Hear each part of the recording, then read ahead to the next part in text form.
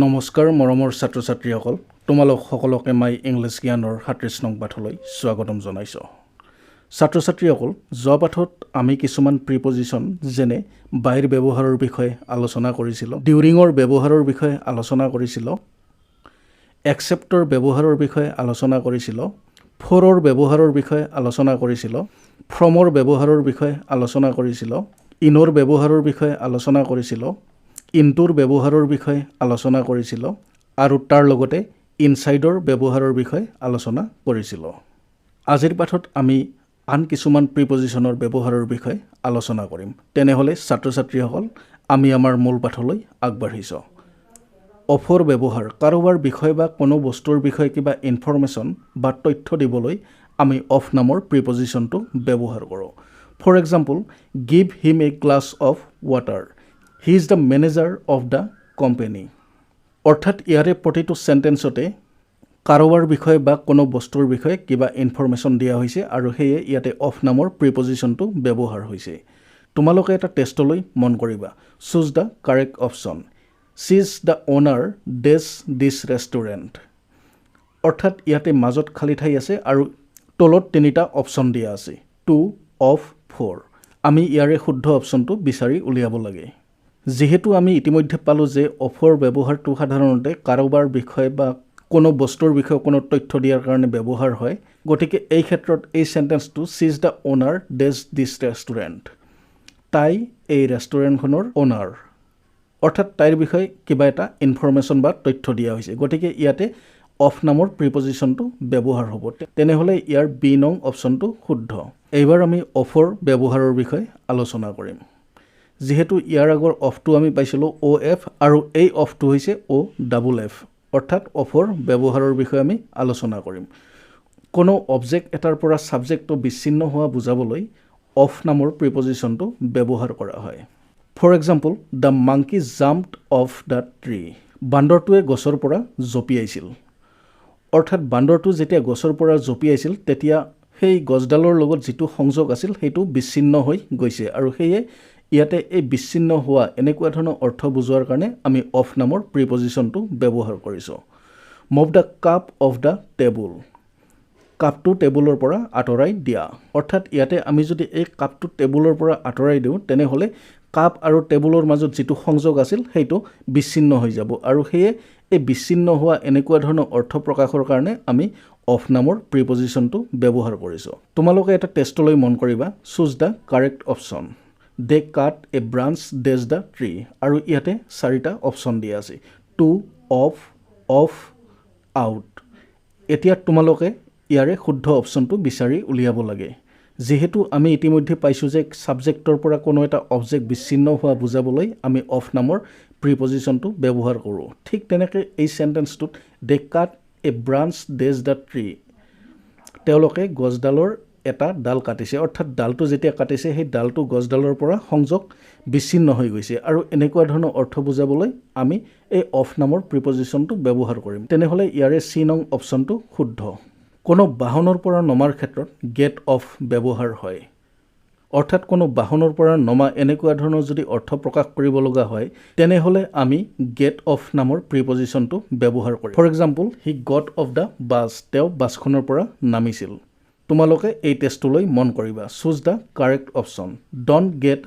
days the train till it stops অৰ্থাৎ এইখিনিত এটা খালি ঠাই আছে আৰু তলত চাৰিটা অপচন দিয়া আছে 2 অফ ফ্ৰম আৰু ইয়াৰে আমি শুদ্ধ অপচনটো বিচাৰি উলিয়াব লাগে যেহেতু আমি অলপ আগতে পালো যে কোনো যান বাহনৰ পৰা নমাৰ ক্ষেত্ৰত আমি গেট অফ নামৰ প্ৰিপজিশনটো ব্যৱহাৰ কৰো গতিকে ইয়াতে ট্ৰেইনৰ পৰা নমা অৰ্থাৎ কোনো যান বাহনৰ পৰা নমা এনেকুৱা ধৰণৰ অৰ্থ প্ৰকাশ কৰা হৈছে অৰ্থাৎ সি নং সেন্টেন্সটো শুদ্ধ আৰু এনেকুৱা ধৰণৰ টেষ্টবিলাক প্ৰায় বিভিন্ন ধৰণৰ কম্পিটিটিভ এক্সামত আহি থাকে যিকোনো কম্পিটিটিভ এক্সামৰ কাৰণে আমি প্ৰিপজিশন কিয় অধ্যয়ন কৰিব লাগে বা প্ৰিপজিশনৰ ওপৰত কেনেকুৱা ধৰণৰ কোৱেশ্চন আহিব পাৰে এই বিষয়ে ইয়াতে দাঙি ধৰা হৈছে এবাৰ আমি আলোচনা কৰিম অনৰ ব্যৱহাৰৰ বিষয়ে ওপৰত থকা কিন্তু স্পৰ্শ হৈ আছে এনেকুৱা ধৰণৰ অৰ্থ বুজাবলৈ আমি অন নামৰ প্ৰিপজিশনটো ব্যৱহাৰ কৰো ফৰ এক্সাম্পল কলমটো টেবুলৰ ওপৰত ৰখা হৈছিল অৰ্থাৎ এই সেন্টেন্সটো টেবুলৰ লগত কলমটো স্পৰ্শ হৈ আছে অৰ্থাৎ কোনো এটা বস্তু ওপৰত আছে কিন্তু স্পৰ্শ হৈ আছে এনেকুৱা ধৰণৰ অৰ্থ বুজোৱাৰ কাৰণে ইয়াতে অন নামৰ প্ৰিপজিশনটো ব্যৱহাৰ হৈছে ঠিক তেনেকৈ the book is on the table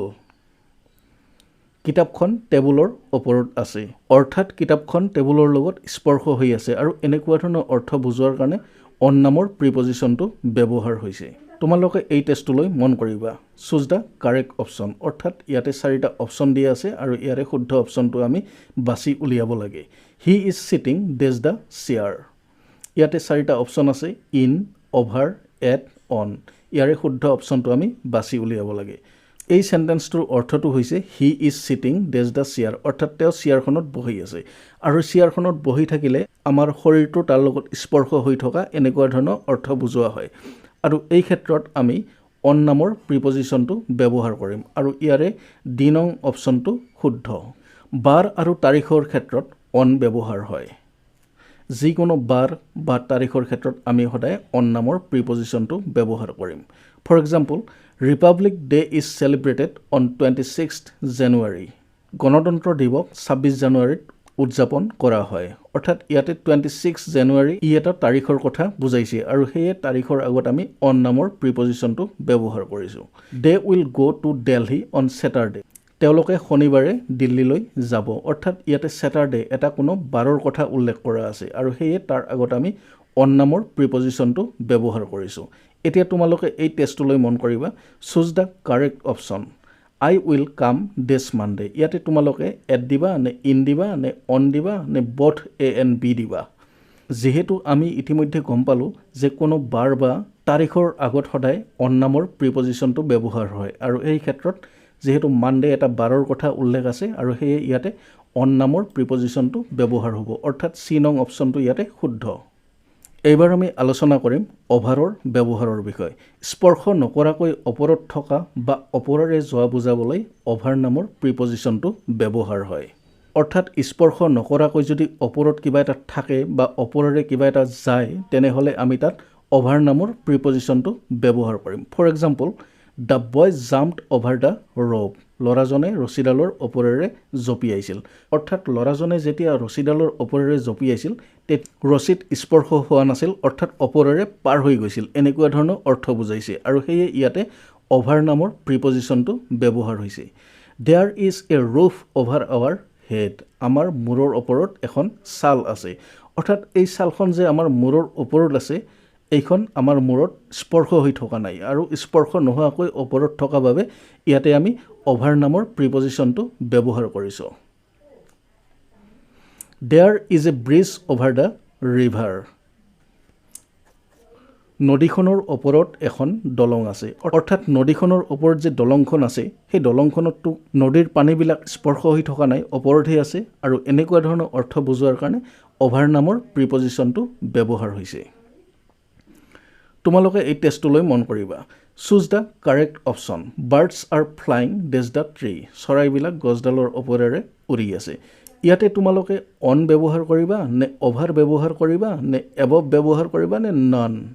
যিহেতু এই চৰাইবিলাক গছডালৰ ওপৰেৰে উৰি থাকোঁতে গছডালত স্পৰ্শ হৈ থকা নাই অৰ্থাৎ গছডালৰ ওপৰেৰে পাৰ হৈ গৈছে এনেকুৱা অৰ্থ বুজোৱা হৈছে আৰু সেয়ে ইয়াতে অভাৰ নামৰ প্ৰিপজিশনটো ব্যৱহাৰ হ'ব অৰ্থাৎ ইয়াৰে বি নং অপশ্যনটো শুদ্ধ এইবাৰ আমি আলোচনা কৰিম অপজিটৰ ব্যৱহাৰৰ বিষয়ে সন্মুখত বা বিপৰীত ভাৱ প্ৰকাশ কৰিবলৈ অপজিট নামৰ প্ৰিপজিশনটো ব্যৱহাৰ কৰা হয় অৰ্থাৎ কোনো এটা বস্তু সন্মুখত আছে বা বিপৰীত দিশত আছে এনেকুৱা ধৰণৰ অৰ্থ যদি আমি প্ৰকাশ কৰিবলগীয়া হয় তেনেহ'লে আমি এই অপজিট নামৰ প্ৰিপজিশনটো ব্যৱহাৰ কৰিম my home is opposite that shop মোৰ ঘৰটো সেই দোকানখনৰ বিপৰীত দিশত অৱস্থিত আৰু সেয়ে ইয়াতে অপজিট নামৰ প্ৰিপজিশনটো ব্যৱহাৰ হৈছে he is standing opposite the girl অৰ্থাৎ বিপৰীত দিশত থিয় হৈ আছে এনেকুৱা অৰ্থ বুজোৱাৰ কাৰণে অপজিট নামৰ প্ৰিপজিশনটো ব্যৱহাৰ কৰা হৈছে এইবাৰ আমি আলোচনা কৰিম সিন্সৰ ব্যৱহাৰৰ বিষয়ে নিৰ্দিষ্ট সময় অৰ্থাৎ পইণ্ট অফ টাইম পৰা কোনো এটা কাম হৈ থকা বুজাবলৈ সিন্স নামৰ প্ৰিপজিশনটো ব্যৱহাৰ হয় ফৰ এক্সাম্পল বিনা has been working since 4 o'clock বিনাই 4 বজাৰ পৰা কাম কৰি আছে অৰ্থাৎ 4 o'clock এটা পইণ্ট অফ টাইম অৰ্থাৎ নিৰ্দিষ্ট সময় আৰু সেই নিৰ্দিষ্ট সময়ৰ পৰা বৰ্তমানলৈকে কামটো চলি আছে এনেকুৱা ধৰণৰ অৰ্থ বুজোৱাৰ কাৰণে আমি since নামৰ প্ৰিপজিশ্যনটো ব্যৱহাৰ কৰোঁ they have been playing since morning তেওঁলোকে ৰাতিপুৱাৰ পৰা খেলি আছে অৰ্থাৎ মৰ্নিং এটা পইণ্ট অফ টাইম বা নিৰ্দিষ্ট সময় আৰু নিৰ্দিষ্ট সময় অৰ্থাৎ ৰাতিপুৱাৰ পৰা কামটো চলি আছে এনেকুৱা ধৰণৰ অৰ্থ বুজোৱাৰ কাৰণে আমি since নামৰ প্ৰিপজিশ্যনটো ব্যৱহাৰ কৰোঁ এবাৰ তোমালোকে এই টেষ্ট কেইটালৈ মন কৰিবা Naresh has been working this morning ইয়াতে মাজত খালী ঠাই আছে আৰু চাৰিটা অপশ্যন দিয়া আছে আৰু ইয়াৰে শুদ্ধ অপশ্যনটো আমি বাছি উলিয়াব লাগে আৰু সেই অপশ্যন কেইটা হৈছে ফৰ ফ্ৰম সিন্স আৰু ইন যেহেতু ইয়াতে ৰাতিপুৱাৰ পৰা কোনো এটা কাম কৰি থকা এনেকুৱা ধৰণৰ অৰ্থ বুজোৱা হৈছে আৰু এই ক্ষেত্ৰত আমি সিন্স নামৰ প্ৰিপজিশ্যনটো ব্যৱহাৰ কৰিম এইবাৰ তোমালোকে এই টেষ্টটোলৈ মন কৰিবা he worked at the morning dash 9 o'clock to 10 o'clock ইয়াতে তোমালোকে ফৰ ব্যৱহাৰ কৰিবা নে ফ্ৰম ব্যৱহাৰ কৰিবা নে সিন্স ব্যৱহাৰ কৰিবা নে ইন ব্যৱহাৰ কৰিবা যেহেতু এই সেন্টেন্সটোত এটা নিৰ্দিষ্ট সময়ৰ পৰা কামটো আৰম্ভ হৈ বৰ্তমানলৈকে চলি আছে এনেকুৱা ধৰণৰ অৰ্থ বুজোৱা হোৱা নাই অৰ্থাৎ ইয়াতে হি ৱৰ্কড এট দ্য মৰ্নিং তেওঁ ৰাতিপুৱাৰ পৰা কাম কৰিছিল ৰাতিপুৱা কেতিয়াৰ পৰা 9 বজাৰ পৰা 10 বজালৈকে আৰু এনেকুৱা ধৰণৰ অৰ্থ বুজাবলৈ আমি ফ্ৰম নামৰ প্ৰিপজিশ্যনটো ব্যৱহাৰ কৰিম অৰ্থাৎ সাবজেক্টটোৱে যদি কোনো এটা নিৰ্দিষ্ট সময়ৰ পৰা কোনো এটা কাম একেৰাহে বৰ্তমানলৈকে কৰি থকা অৰ্থ বুজোৱা হয় তেনেহ'লে আমি সিন্স ব্যৱহাৰ কৰিম আৰু যদিহে সাবজেক্টটোৱে অতীতত এটা নিৰ্দিষ্ট সময়ৰ পৰা আন এটা নিৰ্দিষ্ট সময়লৈকে কামটো কৰি আছিল এনেকুৱা ধৰণৰ অৰ্থ বুজায় তেনেহ'লে আমি ফ্ৰম নামৰ প্ৰিপজিশ্যনটো ব্যৱহাৰ কৰিম আৰু বিভিন্ন ধৰণৰ কম্পিটিটিভ এক্সামত প্ৰিপজিশ্যনৰ ওপৰত এনেকুৱা ধৰণৰ প্ৰশ্ন প্ৰায় দেখা যায় এইবাৰ আমি আলোচনা কৰিম টুৰ ব্যৱহাৰৰ বিষয়ে কৰবালৈ বা কাৰোবালৈ এনেকুৱা ধৰণৰ অৰ্থ বুজাবলৈ আমি টু নামৰ প্ৰিপজিশ্যনটো ব্যৱহাৰ কৰিম for example I am going to school মই স্কুললৈ গৈ আছোঁ অৰ্থাৎ কৰবালৈ গৈ আছোঁ এনেকুৱা ধৰণৰ অৰ্থ বুজোৱা হৈছে আৰু এই কাৰণে ইয়াতে টু নামৰ প্ৰিপজিশ্যনটো ব্যৱহাৰ হৈছে Bina is coming to our house বিনাই আমাৰ ঘৰলৈ আহি আছে অৰ্থাৎ বিনাই কৰবালৈ আহি আছে এনেকুৱা ধৰণৰ অৰ্থ বুজোৱাৰ বাবে ইয়াতে টু নামৰ প্ৰিপজিশ্যনটো ব্যৱহাৰ হৈছে he is going to hospital তেওঁ চিকিৎসালয়লৈ গৈ আছে অৰ্থাৎ তেওঁ কৰবালৈ গৈ আছে এনেকুৱা ধৰণৰ অৰ্থ বুজোৱাৰ বাবে ইয়াতে টু নামৰ প্ৰিপজিশ্যনটো ব্যৱহাৰ হৈছে এইবাৰ তোমালোকে এই টেষ্টটোলৈ মন কৰিবা choose the correct option go days bed ইয়াতে এই খালী ঠাইখিনিত তোমালোকে ফৰ ব্যৱহাৰ কৰিবা নে টু ব্যৱহাৰ কৰিবা নে অন ব্যৱহাৰ কৰিবা নে ইন ব্যৱহাৰ কৰিবা যেহেতু এই সেন্টেন্সটোৰ অৰ্থটো এনেকুৱা ধৰণৰ বিছনালৈ যোৱা অৰ্থাৎ কৰবালৈ যোৱা এনেকুৱা ধৰণৰ অৰ্থ বুজোৱা হৈছে আৰু সেয়ে ইয়াতে টু নামৰ এই প্ৰিপজিশ্যনটো ব্যৱহাৰ হ'ব অৰ্থাৎ বি নং অপশ্যনটো ইয়াতে শুদ্ধ এইবাৰ আমি আলোচনা কৰিম টু ৱৰ্ডছৰ ব্যৱহাৰৰ বিষয়ে কাৰোবাৰ পিনে বা কোনো ঠাইৰ পিনে এনেকুৱা ধৰণৰ অৰ্থ বুজাবলৈ আমি টু ৱৰ্ডছ নামৰ প্ৰিপজিশ্যনটো ব্যৱহাৰ কৰিম for example I am going towards school মই স্কুলৰ পিনে গৈ আছোঁ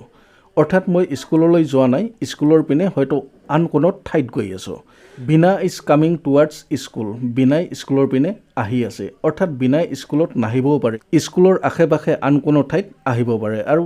এনেকুৱা ধৰণৰ অৰ্থ বুজাবলৈ আমি টু ৱৰ্ডছ নামৰ প্ৰিপজিশ্যনটো ব্যৱহাৰ কৰোঁ he is going towards hospital তেওঁ চিকিৎসালয়ৰ পিনে গৈ আছে অৰ্থাৎ তেওঁ চিকিৎসালয়লৈ নাযাবও পাৰে তেওঁ চিকিৎসালয়ৰ আশে পাশে আন কোনো ঠাইলৈ যাব পাৰে আৰু এনেকুৱা ধৰণৰ অৰ্থ বুজাবলৈ আমি টু ৱৰ্ডছ নামৰ প্ৰিপজিশ্যনটো ব্যৱহাৰ কৰিম এইবাৰ তোমালোকে এই টেষ্টটোলৈ মন কৰিবা choose the correct option a running dog is coming dash আছ এটা দৌৰি থকা কুকুৰ আমাৰ পিনে আহি আছে অৰ্থাৎ কৰবাৰ পিনে এনেকুৱা ধৰণৰ অৰ্থ ইয়াতে প্ৰকাশ পাইছে আৰু ইয়াতে চাৰিটা অপশ্যন দিয়া আছে টু ফ্ৰম টুৱাৰ্ডছ বিফৰ ইয়াৰে শুদ্ধ অপশ্যনটো তোমালোকে বাছি উলিয়াব লাগে যেহেতু আমি অলপ আগতে পাইছোঁ যে কাৰোবাৰ পিনে বা কোনো ঠাইৰ পিনে এনেকুৱা ধৰণৰ অৰ্থ বুজাবলৈ আমি টু ৱৰ্ডছ নামৰ প্ৰিপজিশ্যনটো ব্যৱহাৰ কৰোঁ আৰু সেয়ে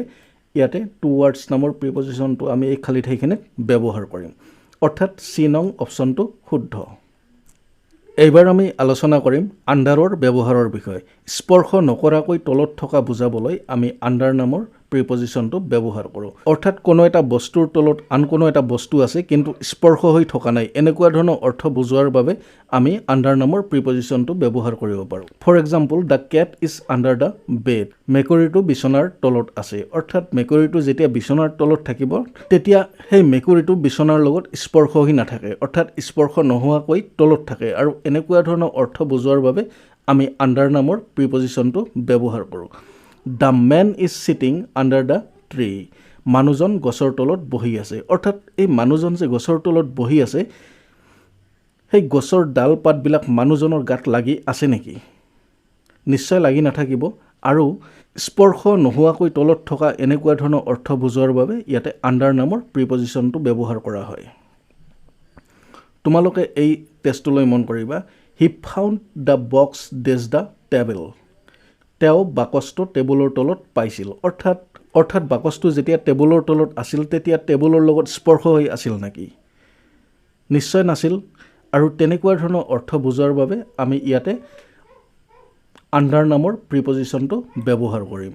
এইবাৰ আমি আলোচনা কৰিম আণ্ডাৰনিথৰ ব্যৱহাৰৰ বিষয়ে তলত থকা কিন্তু স্পৰ্শ হৈ আছে এনেকুৱা ধৰণৰ অৰ্থ বুজাবলৈ আণ্ডাৰনেথ ব্যৱহাৰ কৰা হয় for example the letter is underneath the book চিঠিখন কিতাপৰ তলত আছে অৰ্থাৎ কোনো এটা বস্তুৰ তলত আন এটা বস্তু আছে কিন্তু স্পৰ্শ হৈ আছে এনেকুৱা ধৰণৰ অৰ্থ বুজোৱাৰ বাবে আণ্ডাৰনেথ নামৰ প্ৰিপজিশ্যনটো ব্যৱহাৰ হয় underneath is often use to say that something is covered by another thing অৰ্থাৎ কোনো এটা বস্তুৰে আন কোনো এটা বস্তুক ঢাকি ৰখা এনেকুৱা ধৰণৰ অৰ্থ বুজোৱাৰ বাবে